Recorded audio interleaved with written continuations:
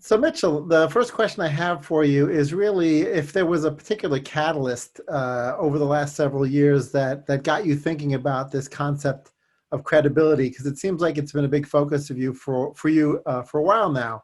Was there one thing in particular that sort of set you down the road of researching and optimizing credibility? Yes. Book publisher since 2005, published over 850 books. Sat on the board of a public firm. Did lots of fun things. You could see all that stuff in my bio. What what happened is between 2005 and 2017, I published over 800 books. And what I could say is I was serving the wrong audience.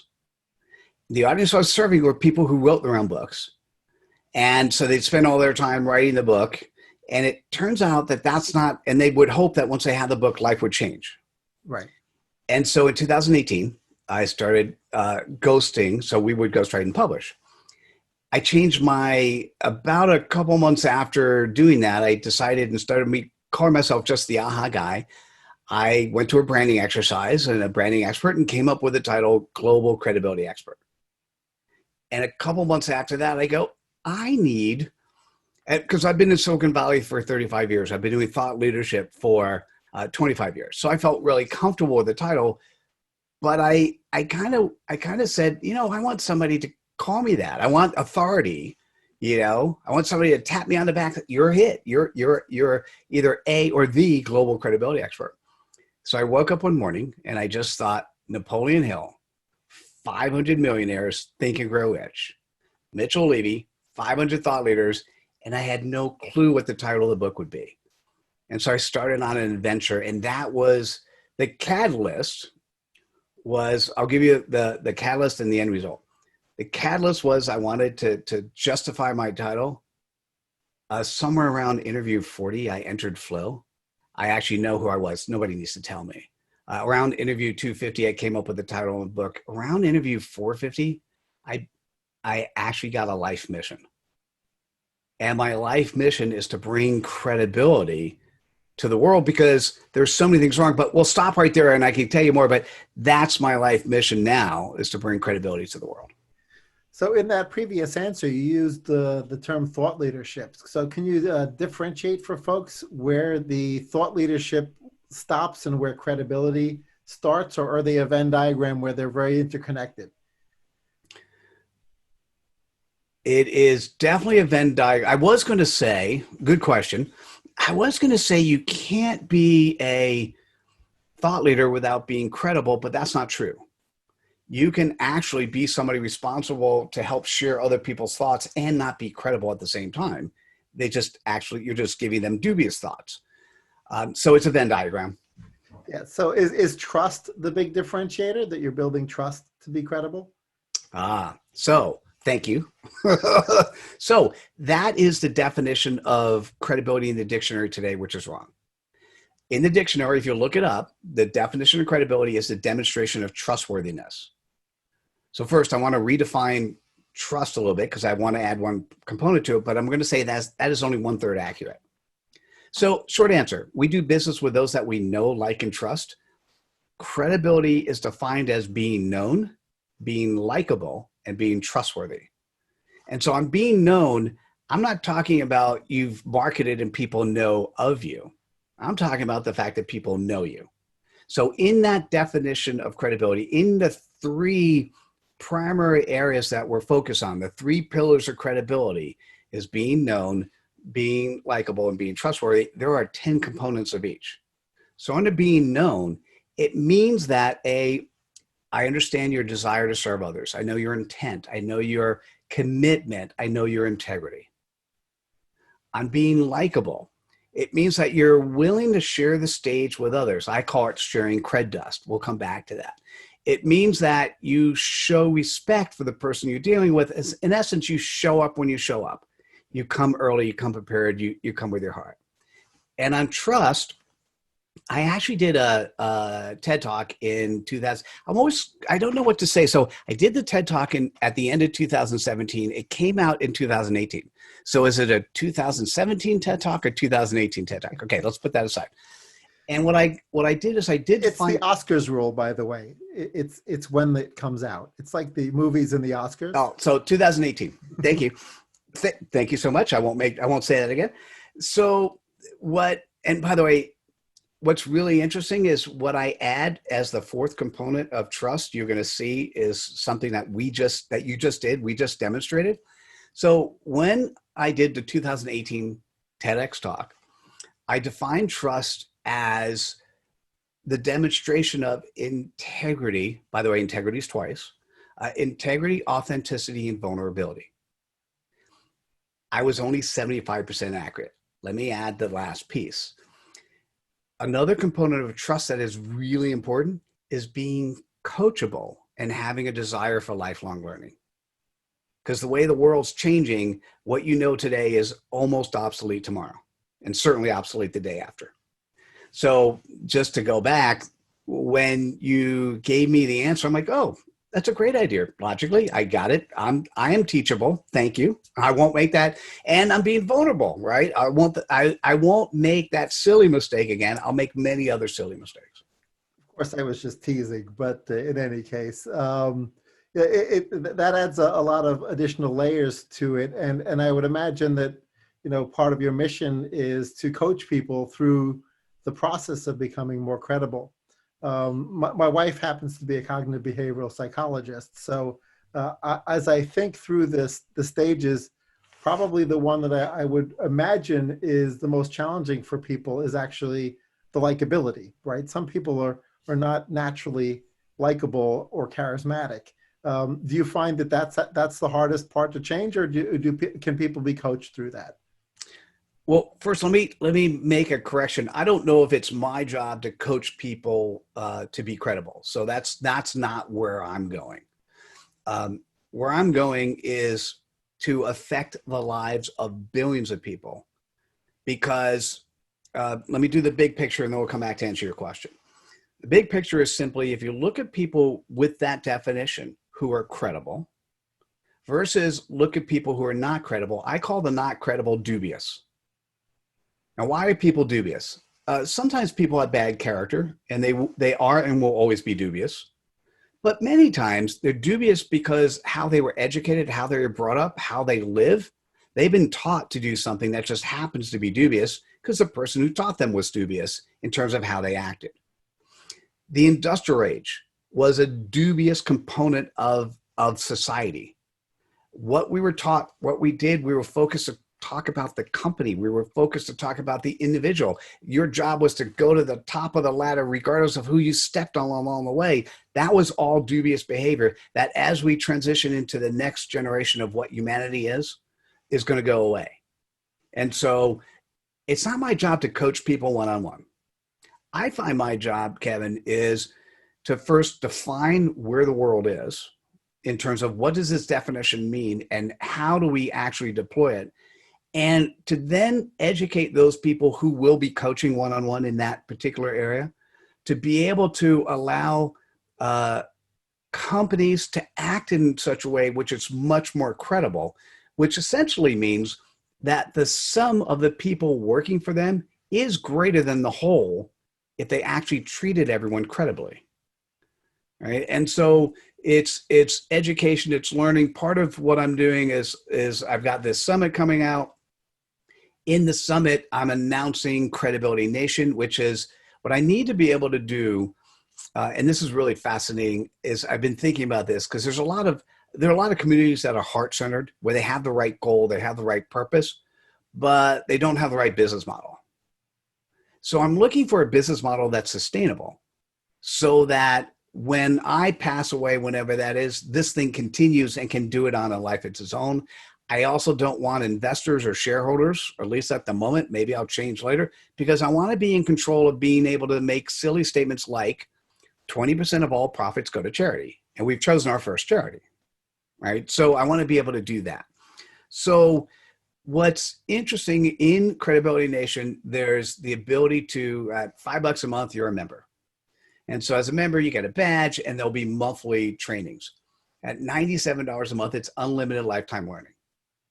So when we're starting Credibility Nation, that means we have access to 6 courses. There will be 6,000, 60,000. When there are much, and by courses, we've defined a course as anything between a half hour and 90 minutes. So 30 to 90 minutes. So not these, if you need to coach, so this is where coaching is sort of an ongoing activity. What I'm thinking about is somebody who really is, when you look in their soul, when you talk to them on a friendly basis, they're really nice people. But then when you see what they do in business, they do things which are, and I'm just going to say it, which are dubious. Now, are they doing that on purpose, or are they doing that because that's how they were taught? And if you can then, in a maybe even a 30-minute course, help re-educate the framework in which they exist, where all of a sudden they make a decision to act within the framework of credibility nation versus dubious nation, that's initially, that's what I'm going after. There'll be many other people who will go after the more detailed coaching piece. Okay, let's talk. Was that okay? Before I was going to ask you your question on likability, but I wanted to. Yeah, no, that's great. Okay. So likability. Did you want me to answer? You asked me a question and I went off. So sure, no, you can finish your train of thought, please. Oh, I'm going to make a new one, so we can. Oh, okay. We don't have to do it. Well, I had one follow-up question then before we do that. Okay. You mentioned both companies and individuals in the previous answer. And, I started in the SEO business. I was actually one of the early practitioners in 1994 in SEO and did it in 1996. Oh, just to be clear, I remember you because in 1997, when I left Sun Microsystems, the first job, I became a strategic e-commerce consultant. And the first job I got was from an old boss at Sun who said, Mitchell, do you know anything about SEO? He goes, because we're a web development firm and I can't have any of my people do it. And I said, no, I don't know anything. I said, but if you give me 2 weeks, I'll learn everything I can. I'll come back to you. And I tell you, he had clients asking, but he couldn't serve it. So I bought everything on the marketplace. So Kevin, that's when I first learned about you. And then 2 weeks later, I came back and said, Rick, here's what we need to do. Let's charge 10,000. I'll charge you 10,000 a client to do SEO stuff. You charge him 15. He goes, okay. And he sold 5 right away.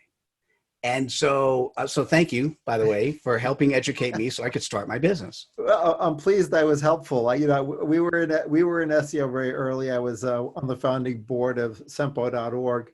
But my question really relates to, within the area of sort of credibility and trust, if you sort of think of those as sort of sister concepts, both brands and individuals have a problem in some cases where if they've ever either actually engaged in dubious behavior or are accused of behaving dubiously, then they'll end up with bad search results, right? So when an SEO person thinks about credibility, they think about the extent to which the search engine results page either enhances credibility or destroys it.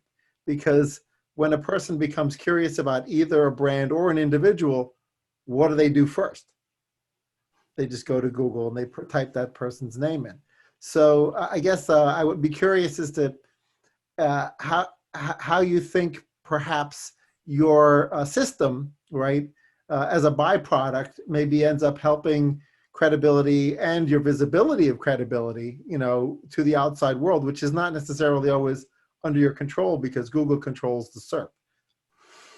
No, it's a great question and thought process. And what I'm going to say is the book that's coming out is Credibility Nation.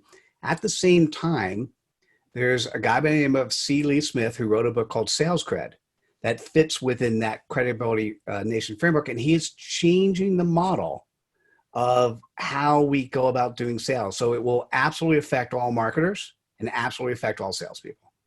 And so one of the things he says exactly what you said. So here's one of his aha messages from the book is, remember in the past, you would say you never get a second chance to make a first impression.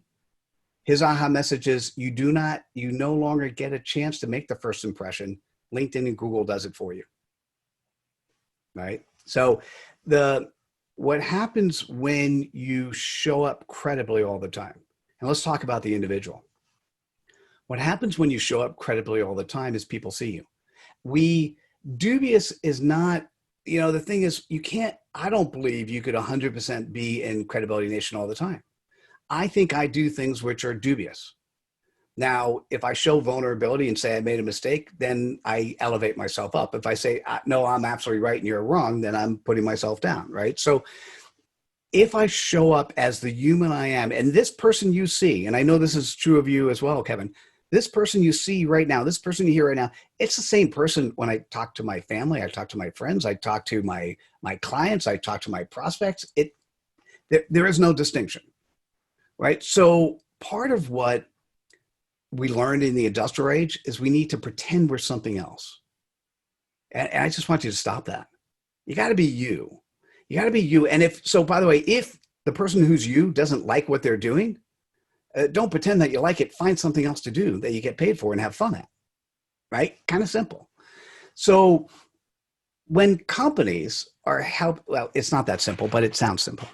When companies support their employees or their 1099s to be more credible, to have a bigger voice, to be able to be themselves, what happens is the company, it's in the past, we just thought about pushing people towards this nameless, faceless company. But we don't buy from companies anymore. We buy from the people inside the companies.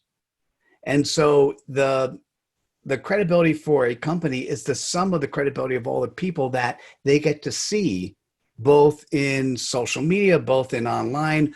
What I'd say is, from a marketer perspective, let's think about the difference between synchronous and asynchronous communication, right? So the first thing that happens, and this is kind of what you said, Google, the first thing that happens when somebody's looking at you as an individual, looking at you as a company, is they're figuring out how you've communicated asynchronously. Now, let's hope that most of your communications are on a positive side. If there are things which are dubious, for every one piece of thing that comes out that's bad, well, just add another 9 or 10 things that you can add on top of that. Different ways to address that particular issue. And if you were dubious, admit it publicly. Say, listen, I'm sorry, we did this, we were wrong, we need to do something else. What many people say is, hey, when I get in front of somebody, synchronously, when I get in front of them, I could sell. But the thing is, you won't necessarily ever get the chance if your asynchronous communication doesn't look credible, doesn't bring people in, doesn't sound like you're solving the problem of the person who has a particular problem right now to address. Yeah, one buzzword that's been hot probably for at least 5 years, probably ever since the advent of social media, has been the concept of authenticity, which seems to go pretty tightly into your framework.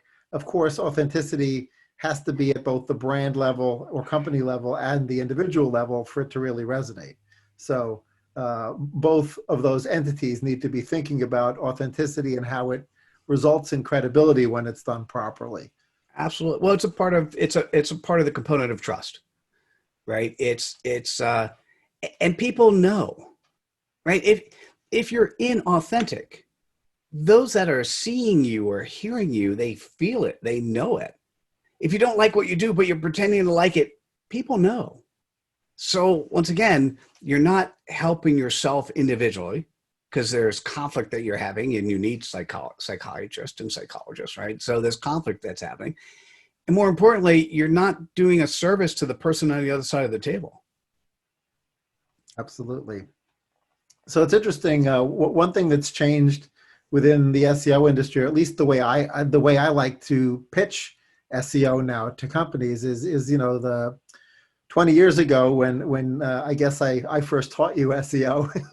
It was all Thank about you again. your domain to rank, and I would say probably most of the industry still thinks about it that way. It's all about trying to get your domain to rank.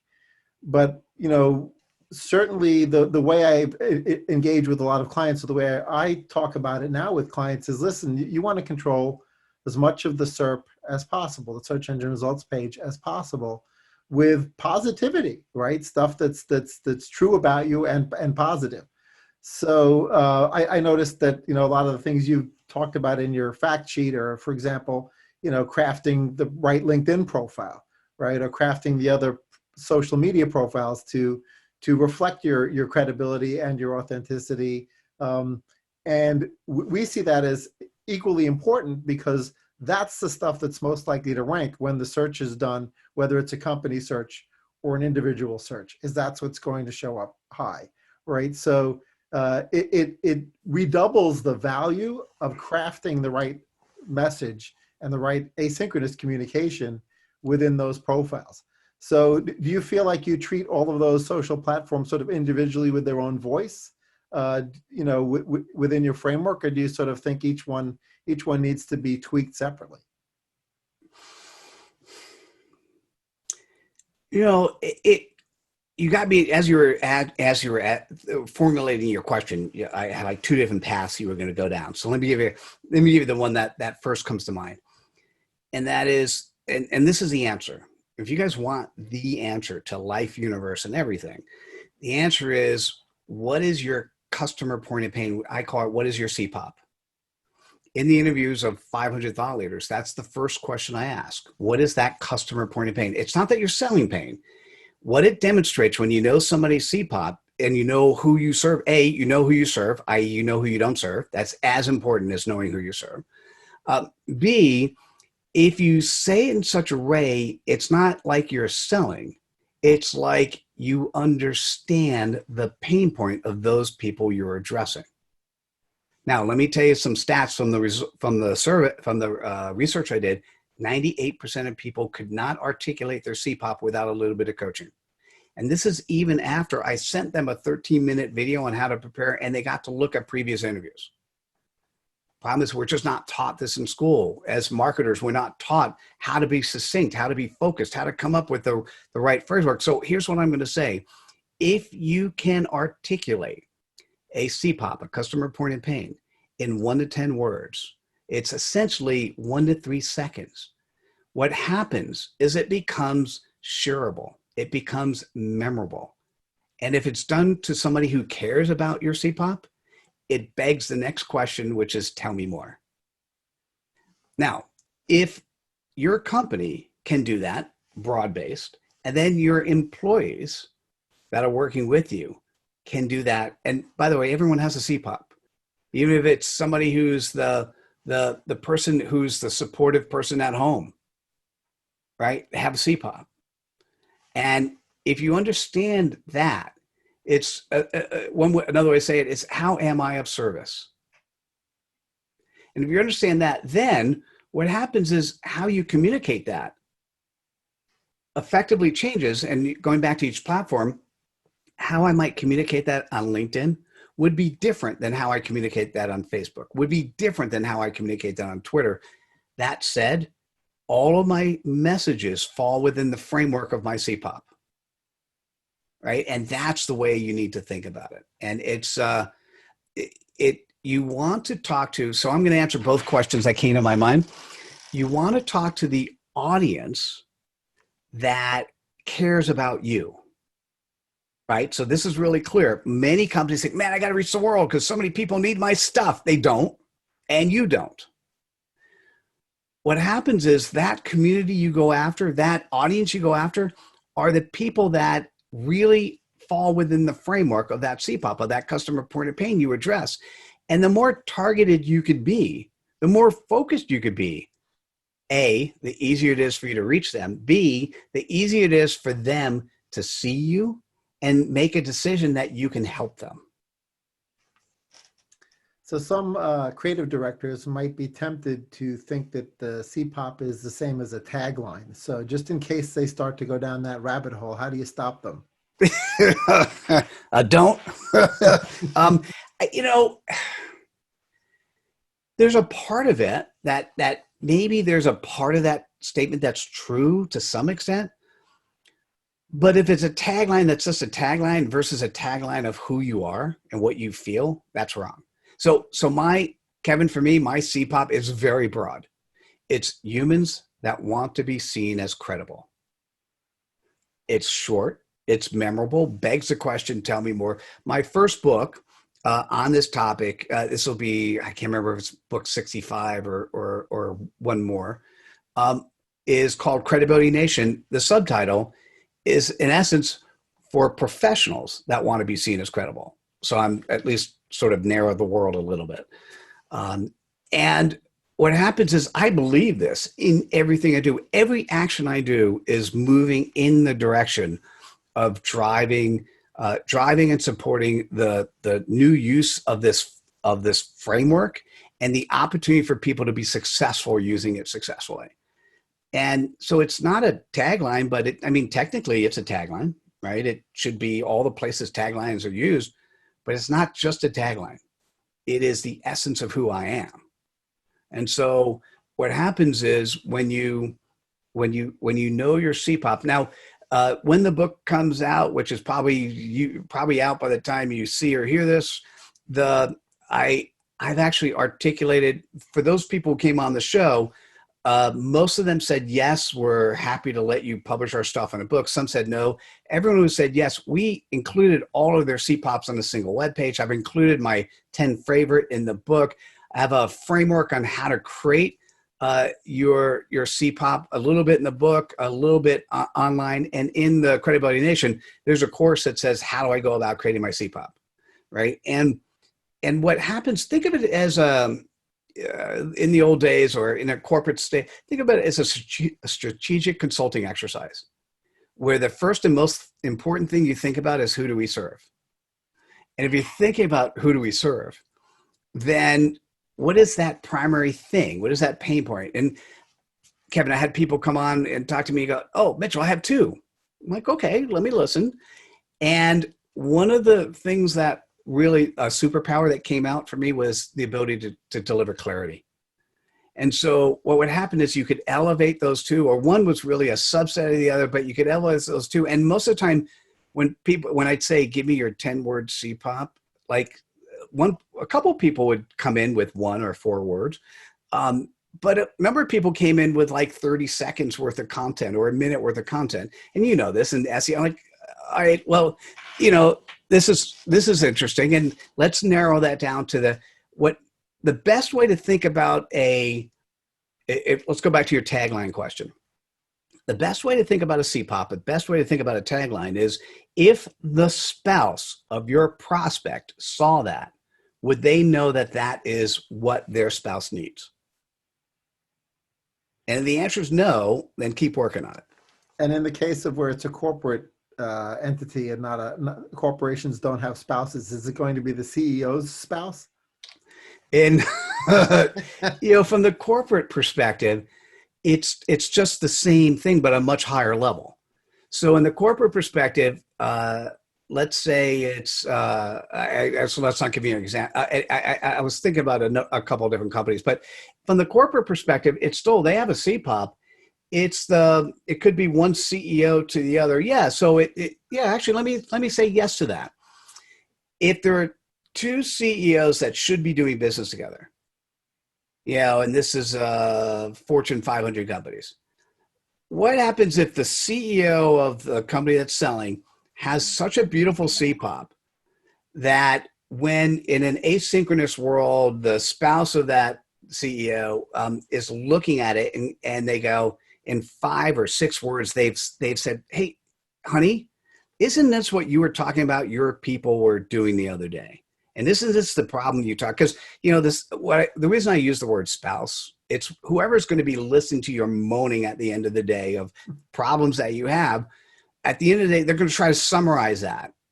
And if they're a servant leader at all, they're going to try to help in some way. So if you can summarize what that issue is, and it's easy. The spouse could say, I just heard a commercial. This seems like their CPOP. Have you looked at this firm yet? So, right. So I backed off. Originally, I was going to say no, but then the answer is yeah, probably, because it's not about any one person. It's not about this nameless space. It is about the individuals that comprise the company, or it could be the purchasing manager, or it could be the person responsible for that part of the business that just stumbles upon a problem they're having that they can now recognize that there's another firm that could solve it. Cool. Well, one thing we think about a lot, when I'm wearing my agency hat, which I wear most of the day, is having our clients, prospects, get the right message at the right time, right? And so it seems like the CPOP should guide the creative strategy, But it's not only about that, because, one point that you made earlier is it's not about getting that message out to everybody. It's getting that message out to the right people and at the right time. So you need the right targeting, you need the right message, and you need the right timing for that targeting. So within social media, obviously, to the extent that there's earned social media where we just post and sort of hope that somebody serendipitously comes across the message at the right time, you've got that. And of course, you've got the ability to amplify that and time it and craft it, try to make sure you hit the audience with that message who you think you can help. So it's interesting for me to digest your framework from the perspective of how it works within both earned media and paid media, right? Because earned media, which includes PR, digital PR, SEO, content marketing, et cetera, we all sort of hope that we put the message out there and it happens to reach somebody at the right time for them to take action. And of course, with paid media, you think about, okay, I've crafted this message, but I want to make sure it hits that proper audience at just the right time when they're going to be open to, consuming that content and digesting it, or digesting the message. So, have you thought about how your framework, fits within a broader marketing plan much, or are you really just sort of thinking about it as purely a credibility? Well, this is based on what you just said. Let me give you an example using you and your firm. Okay. So let's say your CPOP are Fortune 2000 companies whose particular division is not being seen. Okay, or a lot of times it's or Fortune 2000 companies whose product lines are invisible. Okay, so let's talk about your company. Let's say you are really good at SEO and you're really good at what you do. Well, the pain point that the CPOP that not just your firm has, but almost every company in the world is, how do I be seen by the audience that needs to see me? So what happens, Kevin, if you go ahead and you create a 1-hour course? What are the things that you need to do as a company, high level, to make sure that you've put all the mechanics in place that you have the best chance possible for your asynchronous communication to be seen, so that people can actually learn what it is, at least the framework, whether or not they can buy. And it is so powerful that you charge $500 for this 1-hour course because it's transformational. Well, I don't know which month of the year is National SEO Month. So at National SEO Month, you might say, listen, this is a course we normally charge $500 for. You can get it either for free, just give me your name, or you can get it for $1 so they could be customers. And because it's not about the money. You're actually, if you care about your client's CPOP, you're happy to give all that away. Now, because you're a servant leader, that's what people do in this Credibility Nation world. Now, the thing is, if you're given the keys to the village, there's a difference between knowing what to do and executing on what you do. So you're giving people the keys to the kingdom, and there are many people who are going to take those keys, and they're the DIY crowd, they're the do-it-yourself crowd, and they're going to do it themselves. Home Depot made a great business of the DIY crowd. And if that's your business, then you could figure out how to support that with online training. If, on the other hand, somebody says, wow, I learned so much, I know what to do, I just don't want to execute. What is that firm that produced this course? Kevin, can you guys do this for me? That would be an example using your company. Right. As it happens over the years, I've done that more from the perspective of a lot of speaking engagements, close to 600 at this point. I took my foot off the gas. Now I'm doing remote video interviews like this instead of speaking engagements. But packaging it up where it's got much more of a curriculum is probably a good idea. Now I just need to clone myself so that I have time to do that. So so a lot of this stuff is not easy. It is surprisingly easier to create online courses and to do things along these lines than it ever was in the past. And the thing that I think about when as a book publisher, right? I think about how much time it takes people to write their own books. As a course producer, I think about if you did everything yourself, how much time it would take you to do that. The most important thing that you have is that IP that's in your head that you want to get out. And I'll bet you with the carefully skilled interviewer that you can get all the right stuff out in an hour. And so instead of having the interviewer, if you just didn't do, if you're really stuck, here's my biggest thing, because we now are starting on the ghostwriting of courses, is, and I'll just take you and me. You and I can sit down and I'll ask the questions. You give your responses. Your responses are the modules in the course. What we would do then is at the end of each module, at the end of each 5 to 8 minute segment, you'd come up with a summary of what that segment does. You come up with a quiz to answer. You'll come up with action items to move forward. And you put together 5 or 6 5 to 8 minute modules in a course, in a platform that's easy to do. And guess what? You're done. And so you could have a firm. We're happy to do that with you and talk to you about it. But it's something you can do. But the skill set, the approach, the technology, what people are still really getting, they're getting you and your expertise in solving. And by the way, before we do that, I need to know your CPOP, because otherwise I don't even know the question to ask you, right? But they're getting your expertise, and you're having an online course that appeals to the kinesthetic, auditory, and visual approaches. Because when we actually demonstrate you, we're, instead of PowerPoint, because PowerPoint is just so silly and so boring, right? So we're going to have a picture of you talking, and then we'll bring in B-roll if you say something that basically emanates a particular point of view. When I was speaking stage, so there's a B-roll of not necessarily you speaking on stage, unless you had that, but of going on stage. Or if you made a 3-point approach, like when I tell people about the definition of credibility, a little white opaque screen pops up and shows, being known, being likable, being trustworthy, and just reinforces the messaging. And then, sometimes people love quizzes. Sometimes they hate quizzes. So if you do 5 minutes and you can't pass the quiz, no one's saying, hey, listen, you don't pass the course. You're self-studying. But if you didn't pay attention to the video and you can't answer the question at the end, well, rewatch the video. It's 5 to 8 minutes, right? So what I'm going to say to you is, where technology is today, it is almost a snap of your fingers. I mean, when you work with me to ghostwrite a book, 4 months from the time we start, you're an Amazon best-selling author, and I only need 10 hours of your time. I mean, there are people and technology and tools that you snap your fingers and you have that asset. The more important part is, what are you going to do with those assets? And the answer is, you need to find your community. How do you find your community? If you understand your CPOP, you know exactly what the community is. And then as you're messaging, if you're messaging within the framework of your CPOP, you're learning and you're fine tuning and you're growing your marketing prowess and understanding of how best to reach more of those people that should be, but aren't yet in your community. Cool. Well, I know you've got an event coming up, and I have to let you tell us about that, because it sounds like you're pulling together a lot of content surrounding the concepts that we talked about earlier. So if there's something we haven't touched upon that you'd like to make sure you let people know exists, you can reference the event.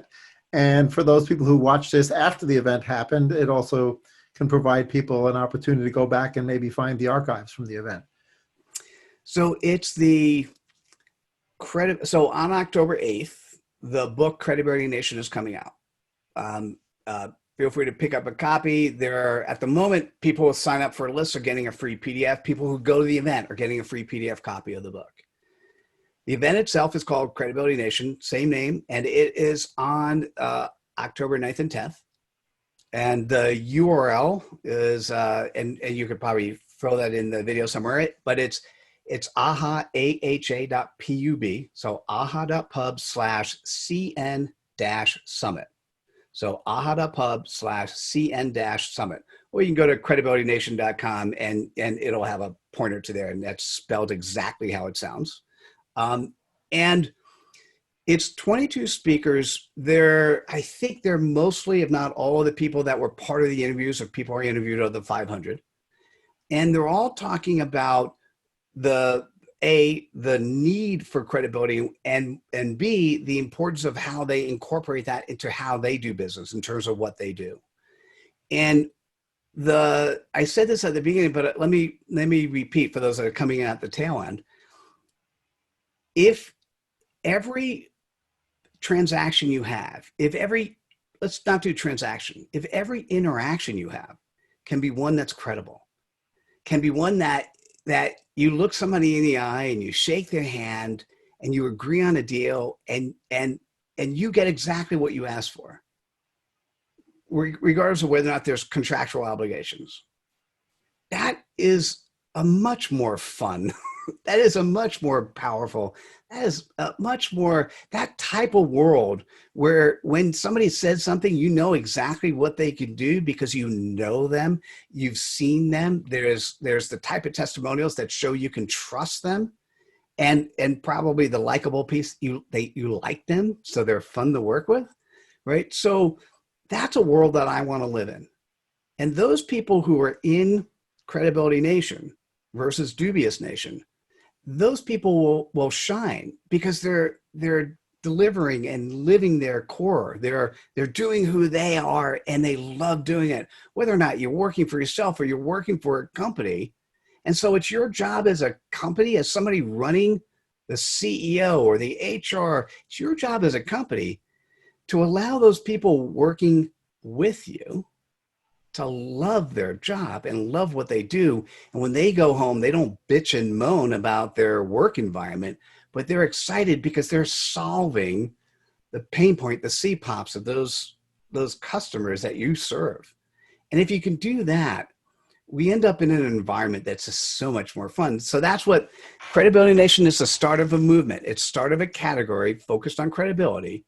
And if this resonates with you in any way, come to the summit.